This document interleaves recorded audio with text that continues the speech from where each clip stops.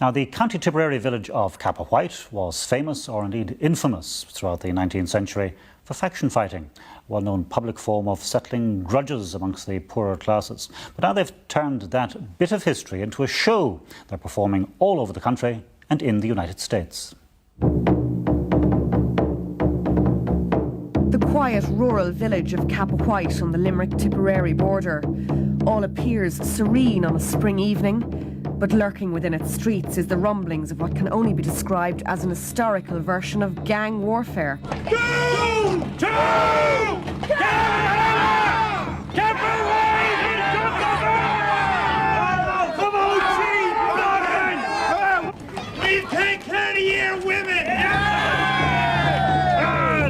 The village of Cappawhite has looked to its past to create a modern-day theatre group and festival. It was a famous place for faction fighting, a notorious form of settling grudges between various families, which usually took place at one of the famous Cappawhite fairs, when the lads from the neighbouring parish of Doon brought trouble to town. Faction fighting was a unique, I suppose, social phenomenon that happened in the 19th century, where you had the poorer sections of the community who had probably no other type of an outlet way of life, and they actually met at fair days such as they might have had here in Cappawhite, and they would start a fight called a faction fight. And there might even not be any reason for it. They might invent a reason just for the sake of fighting. Sometimes even after a great big fight, they might shake hands and agree to meet as the next fair day and take up the fight again.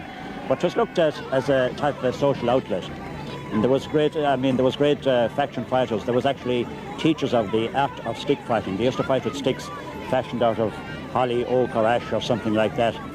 And they took particular pride in the way they were able to fight.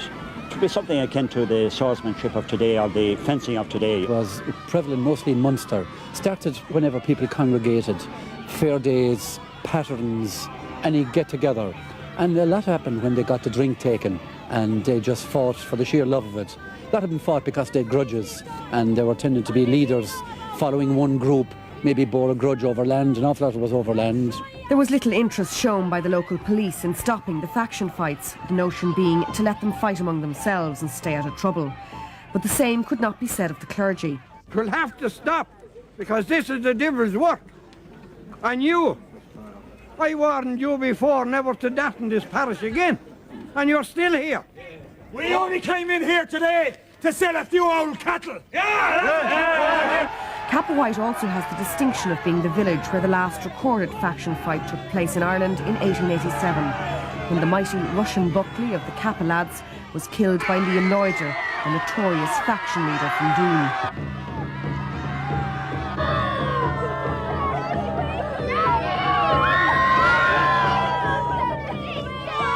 The subsequent court case produced a verdict which was to put faction fighting in Cappawhite into the history books forever. Having heard the evidence, and the court have given it careful consideration, it is our weighted opinion that the fair of Cappawhite is no place for a man with a tin skull. Cast his mouth!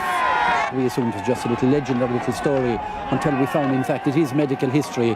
It's spoken about in the medical schools that there is such a condition as a tin skull, and it is documented in lots of the solicitor books and those cases as well, that the occasion did happen where a guy was killed. The doctor confirmed he had an extra tin skull, and the judge declared he was a free man. He shouldn't have been there.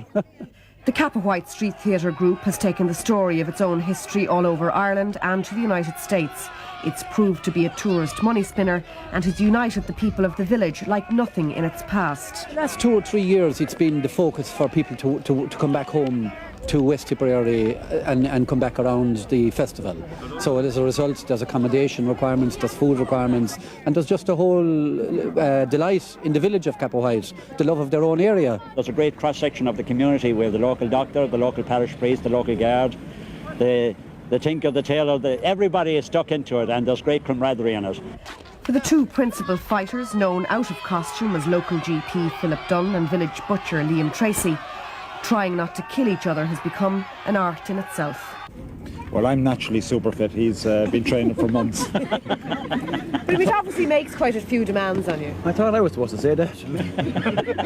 It does, yeah. But sure, you get rests from time to time, and we're able to manage away. And I suppose we've been training for a couple of years now, and you're able to just cushion the blows and... Yeah, what about yourself? You take a few knocks and then... I'm good to duck, yeah. and that's just a good bit of fun, and nobody really gets hurt. Yeah. But has it been choreographed? Oh, it has been, yeah. It has been. So you know how to hurt each other or whatever? Yeah, we got a few instructions in the beginning, and then we developed it on from there ourselves. How do you think people in the town take to it? I mean, obviously it's really, people are really enthusiastic about it. Everyone loves it. Loves it. You know, it is just... Cappawhite Fair now is nationwide.